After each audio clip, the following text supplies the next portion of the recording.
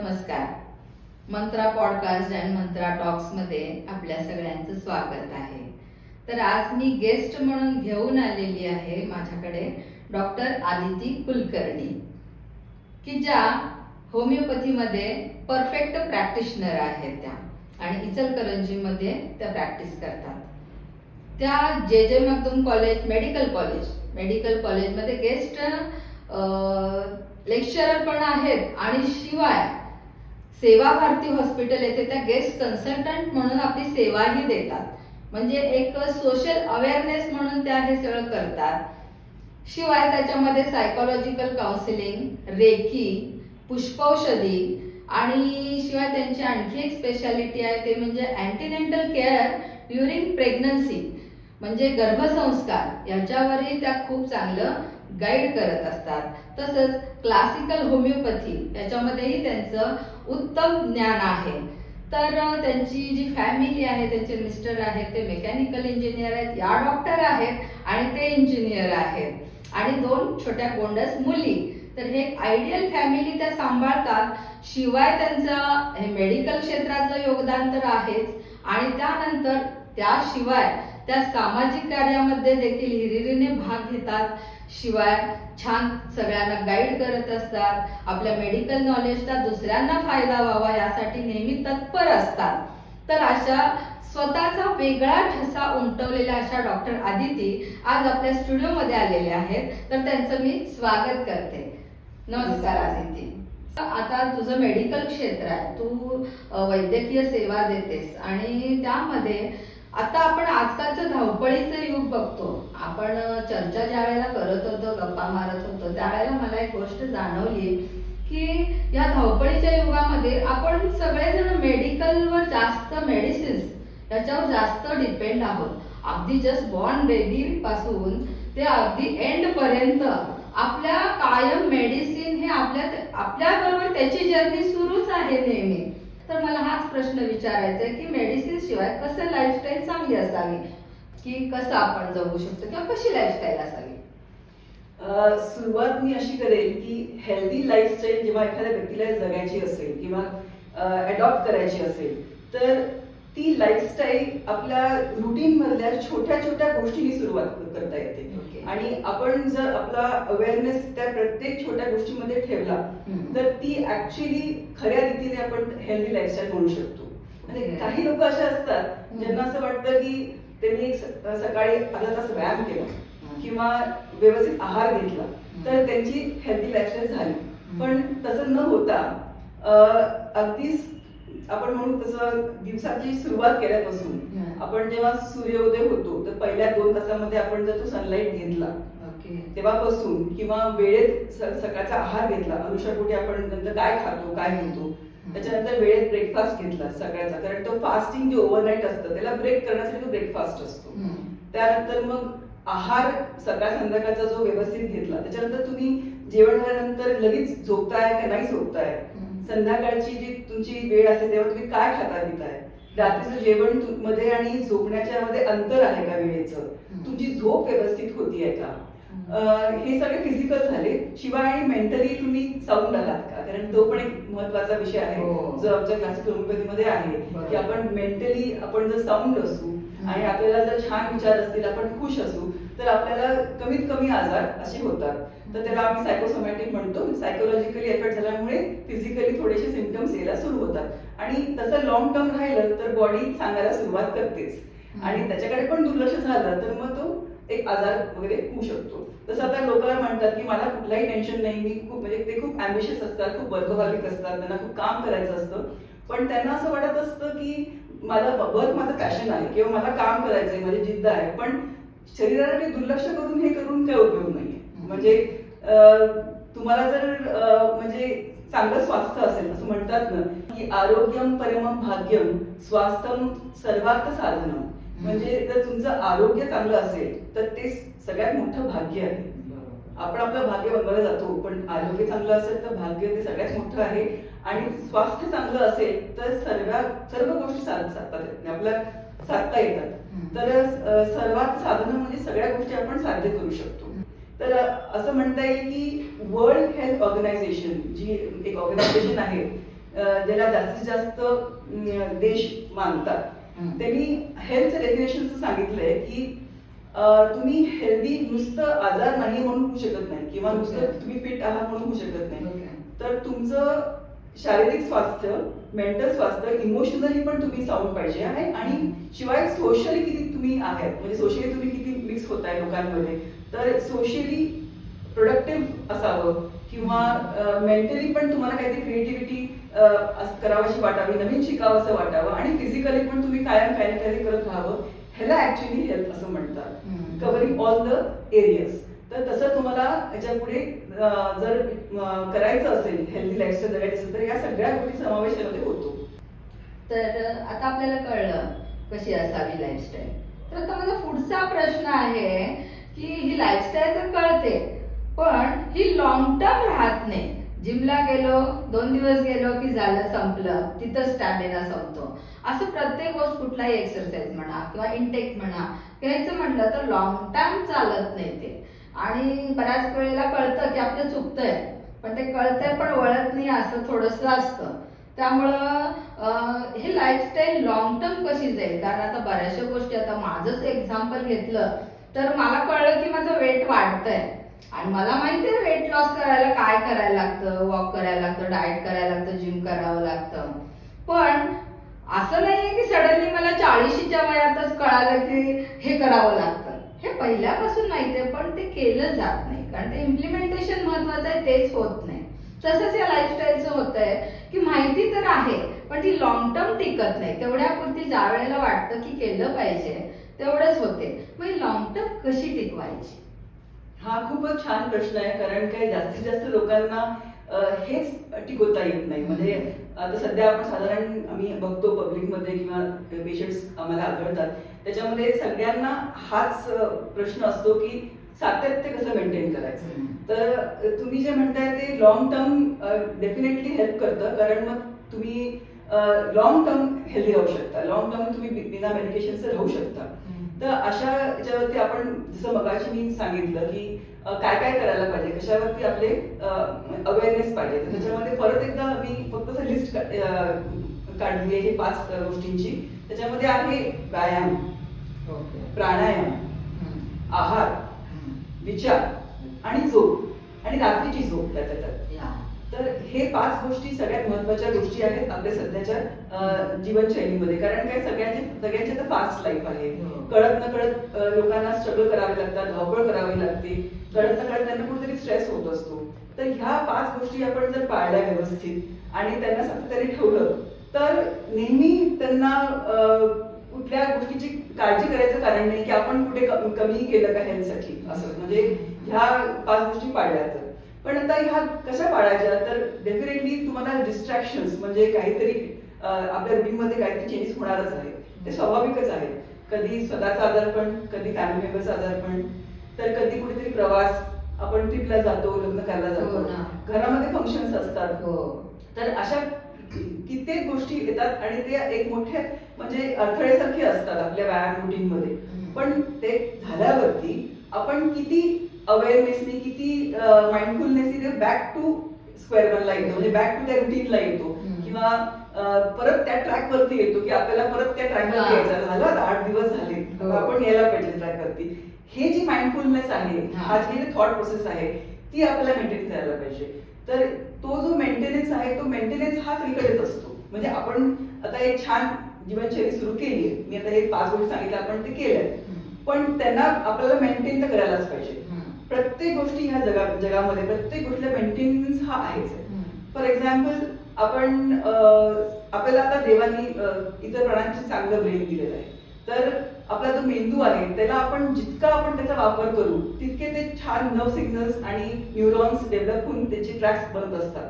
तर त्या हिशोबाने तुमची क्रिएटिव्हिटी, तुमचा अभ्यास, तुम्ही किती शिकताय नवीन नवीन गोष्टी आणि तुमचा ब्रेनचा वापर, मेमरी, हे किती काहीतरी नवीन गोष्टी करून, काहीतरी नवीन क्रिएटिव्ह करून किती ठेवताय ब्रेनला तुम्ही ऍक्टिव्ह अगदी म्हातारपणापर्यंत. तर त्याच्यावरती तुमचं ब्रेनचं कपॅसिटी छान राहते. म्हणजे तुमची ब्रेनची मेमरीची कपॅसिटी म्हणा, जसं वयोमानाने ते कमी होतं किंवा कमी आपण विचार सरणी आपली हे होते, थोडी कमी होऊन जाते की बाबा आपल्याला नवीन गोष्टी सुचत नाही, तसं नाही होत म्हणजे आपण मेंटेन केलं तर. तसंच आपले जसं मशिनरी आहे म्हणजे घरामध्ये जर मी वॉशिंग मशीन आणून ठेवलं किंवा एक डिशवॉशर आणून ठेवलं आणि त्याला मी वापरलंच नाही, 6-8 महिने वापरलंच नाही, ते खराब होणारच आहे. बॉडी पण मशीनसारखंच असतं की आपल्या बॉडीमध्ये जे स्नायू आहेत, मसल्स आहेत, त्यांना आपल्या प्रत्येक मसलचा वापर असावा. अगदी डोळ्याची व्यायाम पासून, जिभेचा व्यायाम पासून, चेहऱ्याचे फेशियल योगा म्हणा किंवा फिजिकली पण तुम्ही बॉडीला ऍक्टिव्ह ठेवा. म्हणजे सगळे पार्ट्स हलायला पाहिजे तुमचे डेली बेसिसवरती. तर ते सगळे बॉडीचे पार्ट्स तुमचे हल्ले आणि तुम्ही त्याचा वापर केला. आता पूर्वी काय होतं, पूर्वी काहीच नव्हतं, व्यायाम जिम वगैरे काहीच नव्हतं. तर त्यावेळेस म्हणजे चालणं, वॉकिंग हेच सगळ्यात बेस्ट व्यायाम होतं.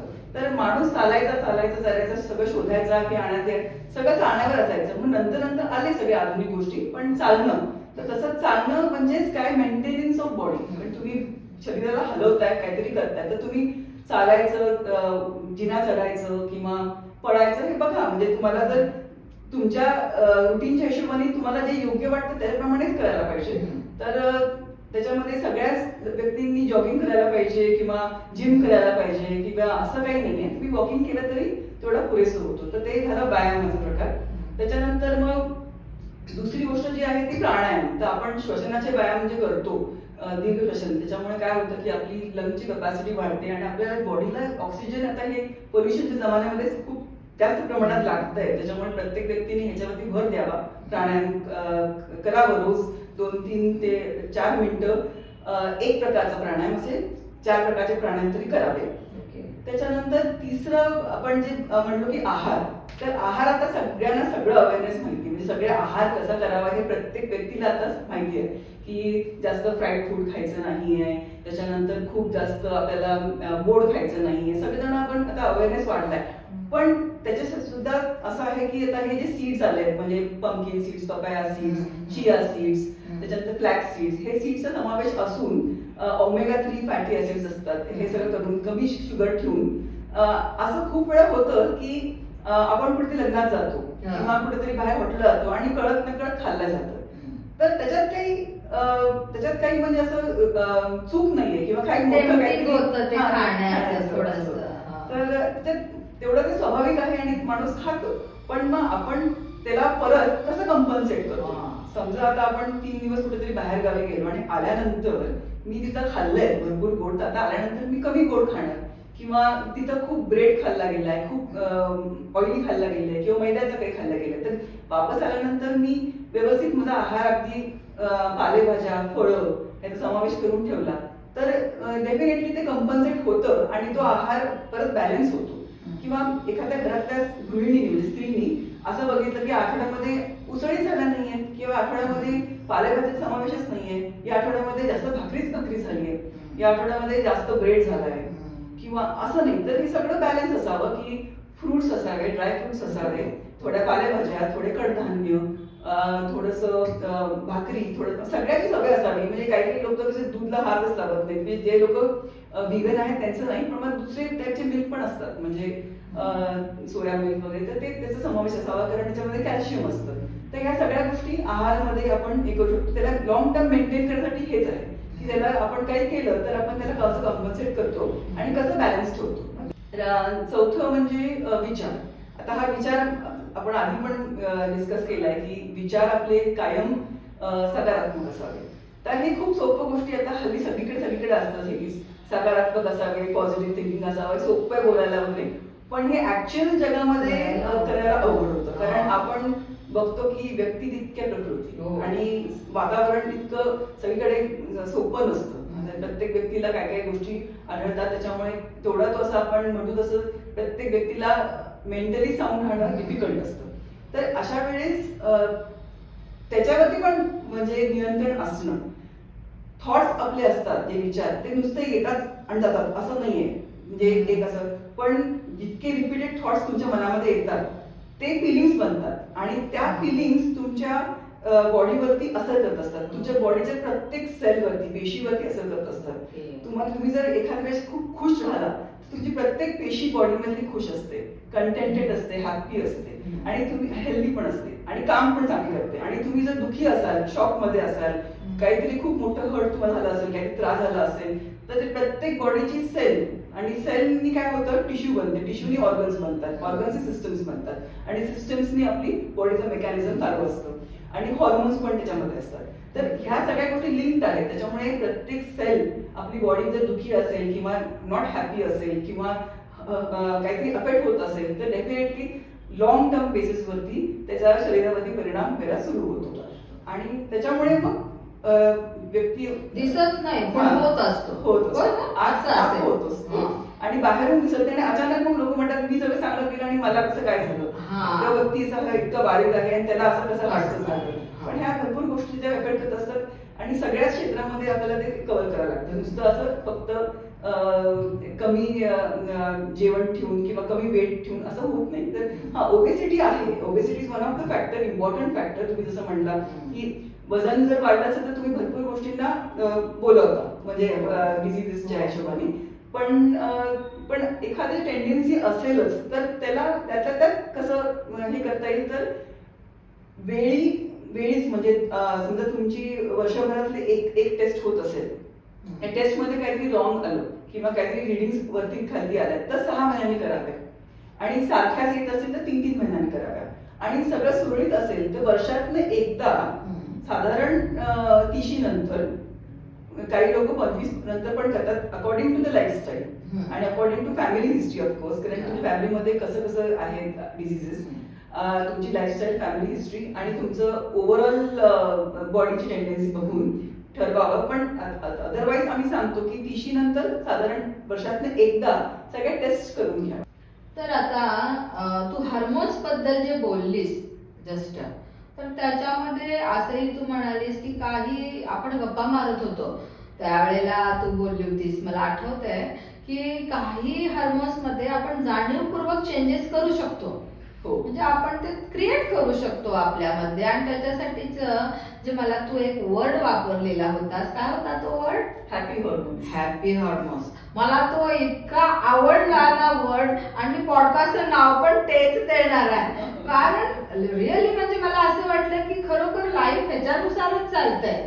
हॅपी हार्मोन्स असं मला तो पटलं तुझ्या सगळ्या त्या बोलण्यातून आणि खरोखर ती इंटरेस्टिंग अँड फॅन्टॅस्टिक आयडिया आहे ती तुझ्याकडे. अगदी म्हटलं तर मॅजिकल आयडिया आहे की कसं आपण ते लाईफस्टाईल मेंटेन करायची.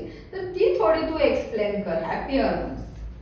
हा, तर आता आपल्या बॉडीमध्ये हॉर्मोन्स हे सारखे म्हणजे रिलीज होत असतात वेगवेगळ्या ग्लँड्स मधून आणि ते आपल्या बॉडीला नियंत्रण करत असतात, म्हणजे बॉडीवर नियंत्रण ठेवत असतात. तर ते बॉडी जेव्हा कंट्रोल करतात तेव्हा आपल्या शरीराचे सगळे जे ऍक्टिव्हिटीज आहेत किंवा आपले मूड्स आहेत किंवा आपली ताकद, एनर्जी आहे, हे सगळे त्याच्यावरती निर्भर असते, म्हणजे त्याच्यावरती अवलंबून असते. तर आता हॅपी हॉर्मोन्स म्हणजे हे हॉर्मोन्स तुम्हाला हॅपीनेस देतात, म्हणजे फील गुड हॉर्मोन्स असं म्हणतो आपण त्याला. आपल्याला चांगलं वाटतं. चांगलं वाटणं सुद्धा एक परत हेल्दी लक्षण आहे असं, चांगलं वाटणं असं. तर फील गुड हॉर्मोन्स जे आहेत तर हे 4 प्रकारचे हॉर्मोन्स आहेत. तर त्याला आपण असं सिक्वेन्स दिलाय की जेणेकरून एक शब्द बनतो डोस, DOSE. तर D for dopamine, O for oxytocin, S for serotonin आणि E फॉर एंडोर्फिन. तर हे जे 4 हॉर्मोन्स आहेत तर एंडोर्फिन्स, डोपामिन, ऑक्सिटोसिन किंवा सिरोटोनिन, तर हे जे हॉर्मोन्स आहेत हे हॅपी हॉर्मोन्स यांना का म्हणतात की because they give you lot of energy and happy mood. ठीक आहे, फील गुड हॉर्मोन्स. तर हे रिलीज करण्यासाठी आपण आपल्या डेली ऍक्टिव्हिटीज मध्ये काही जे मॉडिफिकेशन आणले तर डेफिनेटली ते आपल्याला हेल्प करतात. तर आता हॅपीनेस हे एक रिलेटिव्ह टर्म आहे, कारण का ज्या गोष्टींनी एका व्यक्तीला म्हणजे खुशी मिळते किंवा हॅपी होतो तो व्यक्ती, तसं त्या गोष्टींनी मला पण मिळेल हॅपीनेस असं नाही. प्रत्येकाचं एक हॅपीनेसचं टर्मिनॉलॉजी ती वेगळी आहे. तर आणि त्याच्याबरोबर स्ट्रेसची पण जी हे आपण म्हणतो की it is also related term, म्हणजे like happiness stress also is related term. तर जेव्हा स्ट्रेस आपल्याला होतो तर नेहमी सांगून होतो किंवा मी स्ट्रेस घेतोय असं कोणी व्यक्ती म्हणत नाही. ते कळत न कळत आपल्या रुटीन मध्ये धावपळीमुळे कुठल्या तरी गोष्टींमुळे बॅक ऑफ द माइंड आपल्याला माहित पण नसतं पण ते होत असतो स्ट्रेस. तर प्रत्येक व्यक्तीला स्ट्रेस होतो असं नाही म्हणत आहे मी, पण ज्यांना होतो तो कधी त्यांना कळत सुद्धा नाही. त्यांच्या त्या म्हणजे फास्ट लाईफमुळे किंवा त्यांच्या कामाच्या स्वरूप असं कुठे कुठे प्रत्येकाचं स्वरूप वेगळं कामाचं. तर खूप लोकांना सारखं ट्रॅव्हलिंग असतं, खूप लोकांना सारखं खूपच म्हणजे असं कारकूनचं पण खूप विचार करून करावं लागतं. खूप लोकांना असं रात्रीची झोप व्यवस्थित मिळत नाही आपल्या कामाच्या त्या ह्याच्यामुळे ओघामुळे. तर हे जे हा जो स्ट्रेस आहे आणि हे जे आपलं लाईफस्टाईल आहे त्याच्यामध्ये आपण कसं कंट्रोल करू शकतो, म्हणजे त्या स्ट्रेस हॉर्मोन्सला किंवा स्ट्रेस हॉर्मोन्स पण रिलीज होतात स्ट्रेसमुळे. तर त्या स्ट्रेसला किंवा त्या स्ट्रेस हॉर्मोन्सच्या इफेक्ट्सला आपल्या बॉडीवरती त्याला आपण कसं कंट्रोल करू शकतो किंवा कसं त्याला आपण कमी करू शकतो, तर या हॅपी हॉर्मोन्सनी म्हणजे परत ते कंपन्सेट होतं. तर हे हॅपी हॉर्मोन्सचा डेली डोसचा डेली डोस तुम्ही जर हॅपी हॉर्मोन्सचा घेतला तर तुम्हाला एक निरोगी लाईफस्टाईल जगता येते. म्हणजे मेडिसिन घेताना असं लक्षात ठेवायला पाहिजे की तेही एक आपली ट्रीटमेंट चालू आहे आणि ते आपल्याच हातात आहे आणि आपणच त्याचे डॉक्टर आहोत. अगदी बरोबर आहे ना. म्हणजे म्हणून ते अगदी लक्षात ठेवण्यासारखं आहे की डोसचा डेली डोस घ्या आणि निरोगी राहा असं. तर त्या डेली डोसनी काय होणार की तुम्हाला फील गुड हॉर्मोन्समुळे सगळे जे आजार आहेत असं आम्ही तरी म्हणजे होमिओपॅथिक प्रॅक्टिशनर्स फॉलो करतो की सगळे आजार हे त्यांचा उगम शेवटी आपल्या विचारानेच असतो. तर थोडंसं आणि थोडं जीवनशैलीमुळे पण जास्तीत जास्त आजार ह्याच्यामुळे असल्यामुळे जेव्हा आपण हॅपी हॉर्मोन्सला मोटिवेट रिलीज होण्यासाठी मोटिवेट करतो स्वतःच्या बॉडीला, तर डेफिनेटली त्याचा खूप फायदा होतो. तर आता हे हॅपी हॉर्मोन्स कशाने कुठल्या गोष्टींनी आपल्या शरीरामध्ये हे रिलीज होतात, बरोबर, ते महत्वाचं आहे. तर आता त्याच्यामध्ये आलं की सगळ्यात सोपं म्हणजे चालणं, वॉकिंग. पण वॉकिंग सारख्या इतर ऍक्टिव्हिटीज जशा आहेत जसं की जॉगिंग, स्विमिंग, डान्सिंग, तर पण प्रत्येकालाच ह्या ऍक्टिव्हिटीज जमतात असं नाही. तर वॉकिंग इनफ आहे. म्हणजे वॉकिंग केलं तुम्ही तर त्याच्यामध्ये तुम्हाला व्यवस्थित ते हॉर्मोन्स रिलीज होतात, खास करून डोपामाइन. त्याच्यानंतर सकाळचे म्हणजे जे सूर्यप्रकाश असतो त्याच्यामुळे तुम्ही 20 मिनिटं ते अर्धा तास थांबला तर त्याच्यामुळे सुद्धा काही चांगले हॉर्मोन्स रिलीज होतात, ऑक्सिटोसिन सारखे. त्याच्यानंतर तिसरी अगदी महत्वाची आणि सोपी गोष्ट अशी आहे की संध्याकाळी तुम्ही रिलॅक्स घरी आलात तर तुम्ही कॉमेडी सिरियल्स पण सुरुवात करू शकता. कॉमेडी शोज असतात, कॉमेडी मूवीज असतात. तर कॉमेडी सिनेमा मध्ये आपण ज्याला आता प्रत्येक व्यक्तीला प्रत्येक कॉमेडीवरून हसवेल असेल नाही, त्याच्यामुळे त्यांनी आपल्या चॉईसनी करावं. आणि त्यांनी ते कॉमेडी जे आहे ज्या गोष्टी पुस्तकं असतात म्हणजे गोष्टी असतात त्यांना हसू यायला पाहिजे त्याच्यामध्ये अगदी मनापासून. तर असं त्यांनी ते केलं तरी पण हॅपी हॉर्मोन्स रिलीज होतात. म्युझिक आणि मेडिटेशन. तर म्युझिक, तुमचं आवडतं म्युझिक, ते इन्स्ट्रुमेंटल असो किंवा भक्तिगीत असो किंवा पेट्रिऑटिक म्हणजे देशगीत असो किंवा आपले नेहमीचे बॉलिवूड आणि हॉलिवूड असतील तर ते म्युझिक असो, पण म्युझिक कुठल्या तरी प्रकारे तुम्हाला आवडतं, तुमच्या जर आवडण्याचा तो जो प्रकार पार्ट आहे तो महत्वाचा आहे. तुम्हाला कुठलं आवडतं ते ऐकावं आणि अगदी ते ऐकायला बसलं असं नाही, काहीतरी करता करता ते बॅकग्राऊंडला ऐकलं तुमचं पण अगदी भजनही ऐकलं ज्याला आवडत असेल तरी त्याला ते आनंदी. आणि त्याच्याबरोबर मेडिटेशन. आता मेडिटेशन ही सगळ्यांना माहितीच आहे आता की मेडिटेशन इज प्रत्येक गोष्ट मन लावून करणं म्हणजे मेडिटेशन, नुसतं ध्यान करणं म्हणजे मेडिटेशन. हे जरा सांग, कारण मेडिटेशनला घाबरतात, माझ्यासारखेही घाबरतात. अरे ते किती काय करायचं एक्झॅक्टली, आपल्याला जमणारच नाही, आपण शांत बसू शकत नाही असं वाटतं. पण ते कसं करायचं मेडिटेशन? थोडं मेडिटेशन म्हणजे काय की आपण आपल्या सगळ्या थॉट्स जे आहेत त्याला आपण नियंत्रण करतो थोड्या वेळ करता आणि आपण एकाच गोष्टीवरती फोकस करतो. तर आपल्या बॉडीमध्ये काय चालू आहे ते एवढा विचार करून जर तुम्ही मेडिटेट केला आणि शांत बसला किंवा नुसतं देवासमोर जो दिवा लावतो त्याच्याकडे फोकस करून डोळे न ब्लिंक करता तुम्ही बघत राहिला तर त्यांनी सुद्धा आपले म्हणजे चांगले मेडिटेशनचे प्रकार आपण कव्हर करू शकतो. शिवाय मेडिटेशन मध्ये मी असं म्हणेल की प्रत्येक गोष्ट तुम्ही छोटी छोटी करता घरामध्ये तुमच्या रुटीन मध्ये, त्याच्यामध्ये तुम्ही जर रुची घेऊन मन लावून केली, एन्जॉय केली ती गोष्ट, तरी त्याला मेडिटेशन म्हणतात. आणि ह्या छोट्या छोट्या गोष्टी तुम्ही साध्य करता. तुमचे समजा या आठवड्याचं तुमचं प्लॅनिंग आहे की मला असं असं गोष्टी करायच्या आहेत आणि तुम्ही ती लिस्ट काढून ठेवली, टू डू लिस्ट असते आपली, तर त्याच्यामध्ये आपण काढून ठेवली आणि ते सगळं साध्य करत गेलो, त्याच्यामुळे सुद्धा हे हॉर्मोन्स रिलीज होतात. म्हणजे मेडिटेशन आणि आपले प्लॅनिंग एक्झिक्यूट झालं आणि व्यवस्थित पार पडलं त्याला पण. आणि असे मोठे काही गोल्स नाही म्हणत आहे, म्हणजे छोट्या छोट्या गोष्टी अशा आठवड्यातून आपण काय प्लॅनिंग केले असतात ते कव्हर केले की आपल्याला बरं वाटतं. म्हणजे थोडक्यात एक बकेट लिस्ट छोटी छोटी आपली तयार करायची. असं. आणि आपल्या आवडत्या लोकांबरोबर वेळ घालवणं, म्हणजे घरचे लोक असेल तर आपल्या कोविड पॅन्डेमिक कळलं असेल, घरच्या लोकांबरोबर वेळ घालवल्यानंतर आपल्याला किती बरं वाटतं.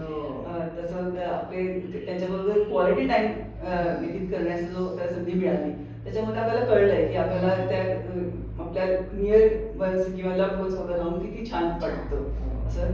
आणि ज्या लोकांना पेट्सची आवड आहे त्यांनी पेट्स पाळावे. इतके अनंत प्रकारचे पेट्स आहेत. स्वतःला मला खूप प्राण्यांची रुची आहे, त्याच्यामुळे माझ्याकडे पेट होतं. पण म्हणून मला ते माहिती की आता नुसतं आपण त्याला असं जर आपण जवळ जरी घेतलं की छोट्या बाळाला आपण कसं घेतलं असं त्यांनी पण ते हॉर्मोन्स छान रिलीज होतात. असे विविध प्रकार आहेत.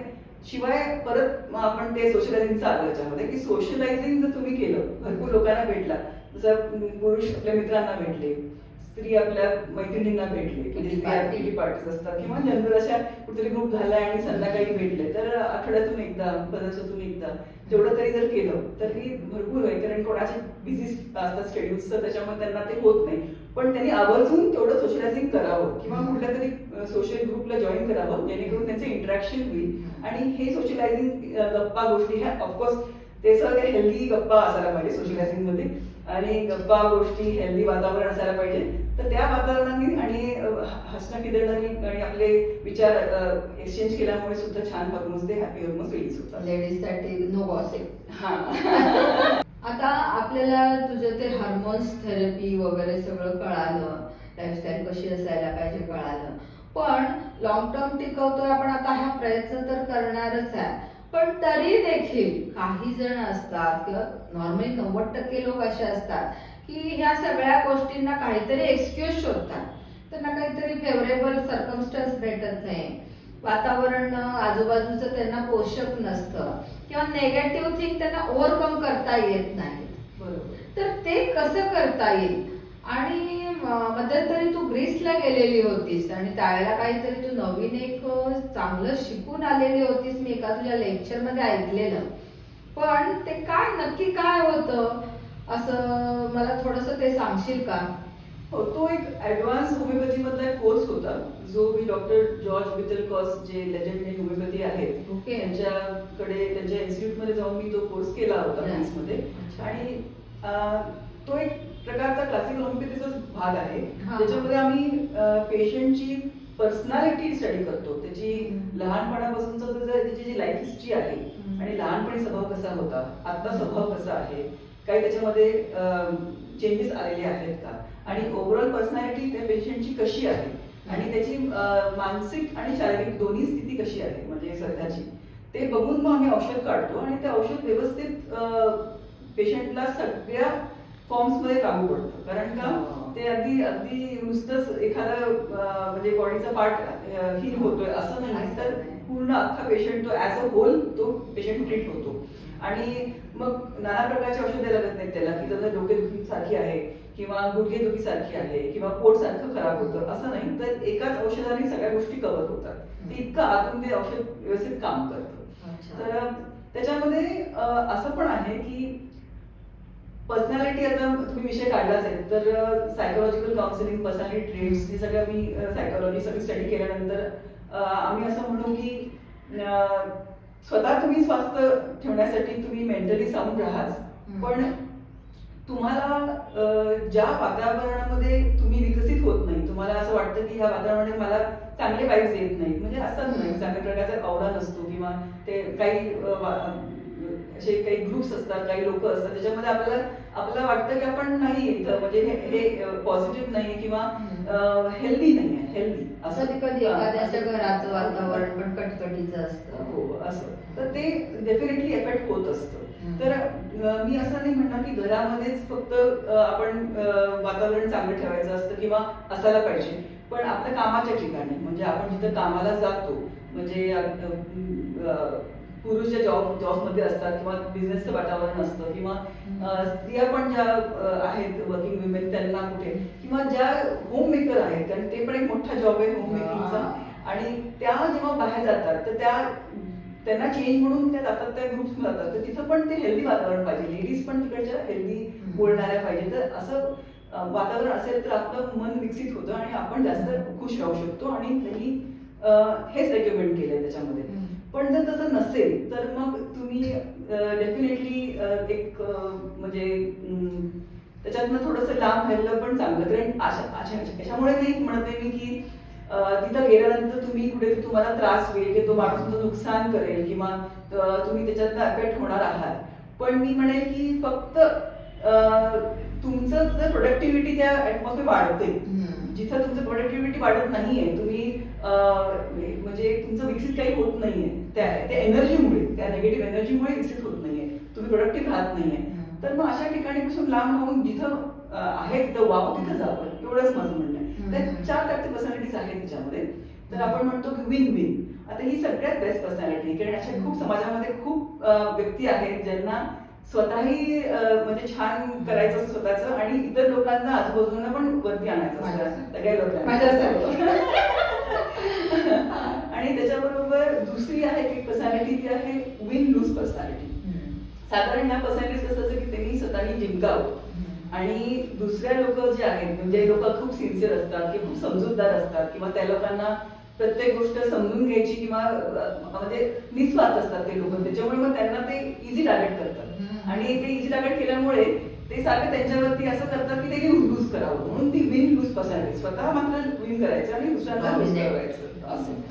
त्याच्यानंतर त्यांच्याकडे कदाचित पॉवर असेल, एज फॅक्टर असेल किंवा व्हॉट एव्हर, तर ते त्या गोष्टी ते असं करतात. त्याच्यानंतर तिसरी पर्सनॅलिटी आहे ती लूज विल.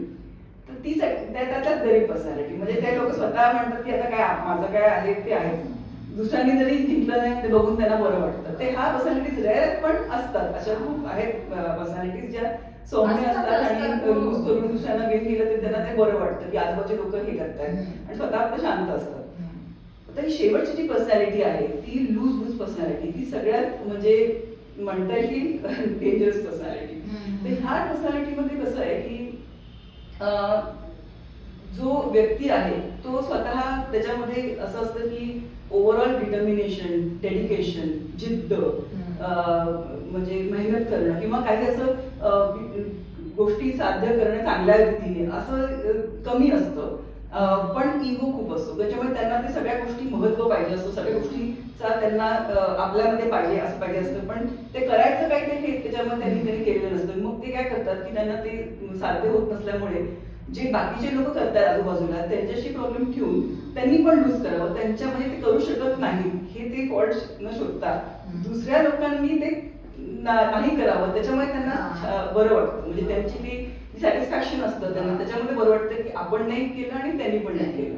तर ही लूज पर्सनॅलिटी जी आहे तर ती सगळ्यात डेंजरस आहे. तर अशा लोकांचे कसं तुम्ही मॅनेज करणं म्हणजे एक अशी एनर्जी तुम्ही मग अशी म्हणले की त्या अशा लोकांचे 4 हात लांब राहणं हाच बेस्ट उपाय आहे.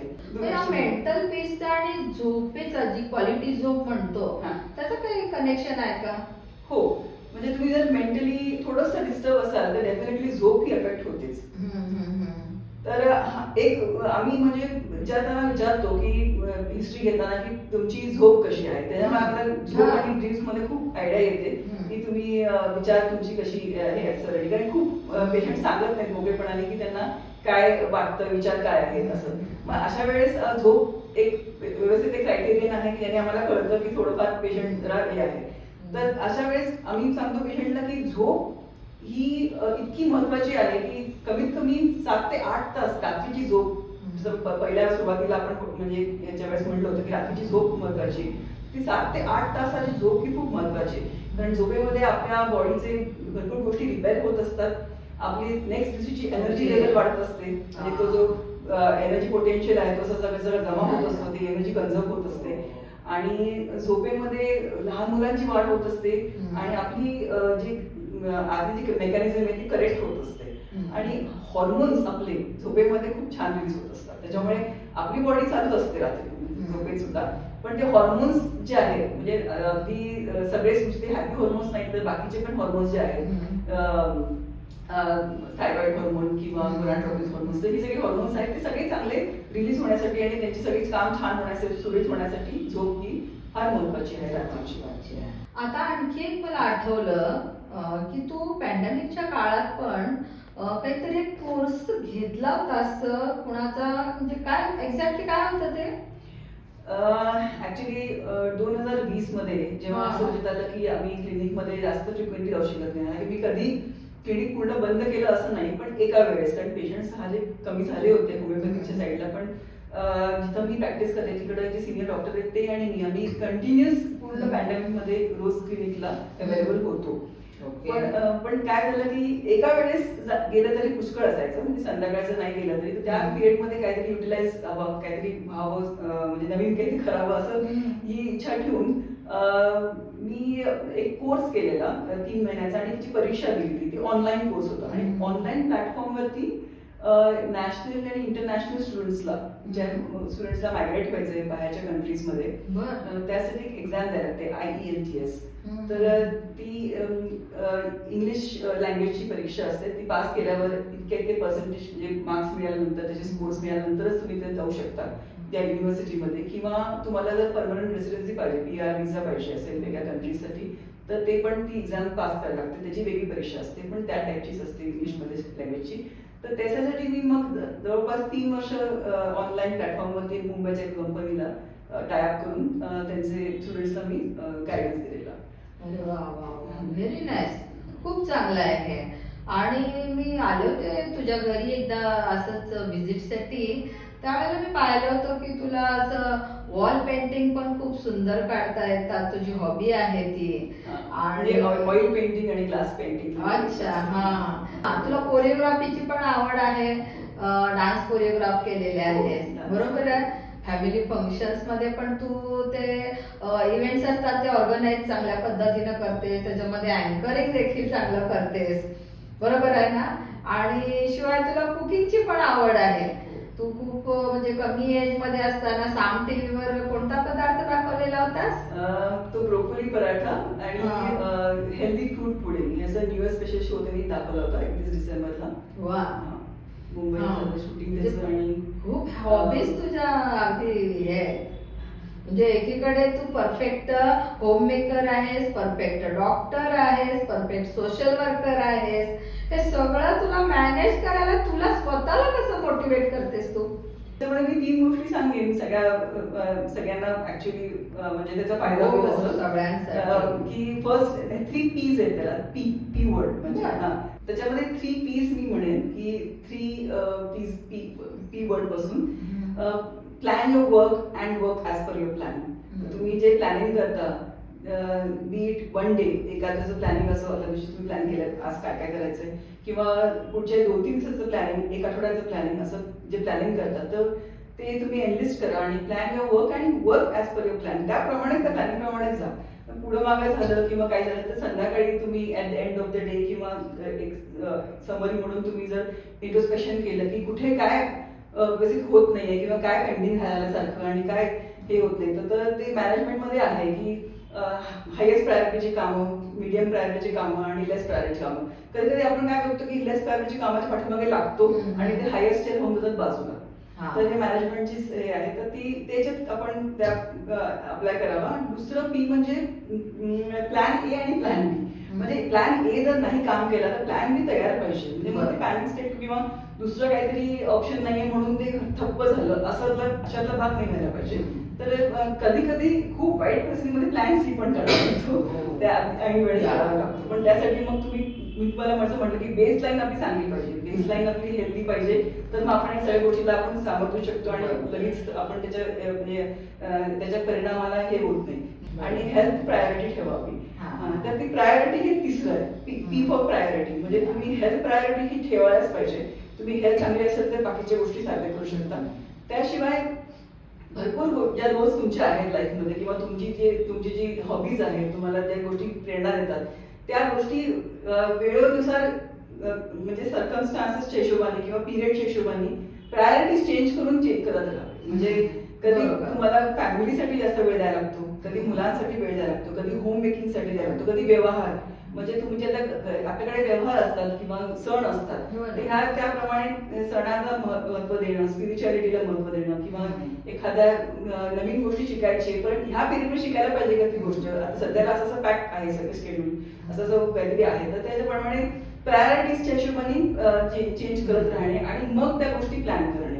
तर प्रायोरिटीज आणि ती कायम असं राहत नाही ना. एखाद्या व्यक्तीला समजा 9 to 5 जॉब आहे तर आणि त्याला काहीतरी अजून शिकायचं आहे, विशेष आहे तर कायम तीच प्रायोरिटी राहणार का त्याची 30-35 वर्ष नाही. प्रत्येक वेळेस प्रायोरिटी बदलणार त्याच्या. कारण तो घर गृहस्थीचा व्यक्ती असेल, सिंगल असेल तर काय प्रश्न नाही, पण घर गृहस्थ व्यक्ती असेल, पुरुष असेल की स्त्री असेल, त्याला प्रत्येक वेळेस प्रायोरिटीज हे चेंज कराव्याच लागतात. तरच तो सगळे रोल्स व्यवस्थित पार पाडू शकतो. नाहीतर मग एकच एक केलं तर मग ते काइंड ऑफ सेल्फ सेंटर्डनेस होतो की आपण आपलंच बघतोय, बाकीच्या लोकांचा इतर लोकांचं बघत नाही. तर सेल्फलेसली तुम्ही सगळे रोल्स पार पाडण्यासाठी तुम्ही एखादी रिस्पॉन्सिबिलिटी घेतली आहे, तुमचा तो रोल आहे, तर तुमचा एखादा स्त्रीचा रोल आहे तर तो तुम्ही रोल व्यवस्थित पार पाडायला पाहिजे आणि नुसतं करायचं म्हणून न करता त्याला एन्जॉय करायला पाहिजे. म्हणजे असं तर मग त्याच्यामुळे तुम्ही काहीतरी चांगल्या गोष्टी करू शकता आणि त्याच्यातनं उत्पन्न पण चांगलं येतं. म्हणजे तुम्ही त्याच्यातनं कन्सिस्टंटली त्याच्यामध्ये पाठीमागे लागून ते करत राहिला तो रोल तर त्याच्यातनं उत्पन्न पण छान येतं. आपला हा व्हिडिओ जो आहे तो पाहून तुला आता बरेचसे काही प्रश्न कोणी विचारतील, काही हे होईल, कोणाला काहीतरी विचारावं असं वाटेल तर निश्चितपणानं तू त्यांना गाईड करशील याची मला तर खात्री आहेच. आणि तुम्ही व्हिडिओ पाहणारे मला थँक्यू म्हणा, कारण एवढी वर्सटाईल तुम्हाला मी पर्सनॅलिटी आज समोर आणून दिलेली आहे तर त्याबद्दल उलट तुम्हीच मला थँक्यू म्हटलं पाहिजे. बरोबर आहे ना? ओके या बाय आदिती. थँक्यू. थँक्यू.